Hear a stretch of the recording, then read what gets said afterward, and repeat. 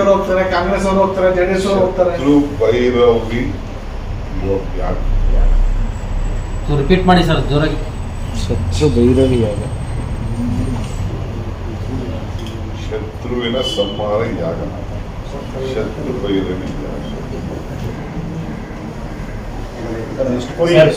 ಕೆಲ ನಾಯಕರು ನಿಂಬೆ ನಿಂತ್ಕೊಂಡು ಓಡಾಡ್ತಾ ಇದ್ದಾರೆ ವಿಧಾನಸೌಧದಲ್ಲಿ, ಅವ್ರೇನಾದ್ರು ಮಾಡ್ತಿದ್ದಾರೆ ಅಂತ ಮಾತಾಡೋಲ್ಲ. ನೀವು ಎಲ್ಲರಿಗೂ ತಗೊಂಡಿದ್ದೀರಿ, ನಿಮ್ಗೆ ಗೊತ್ತಿದೆ ಅಲ್ಲ.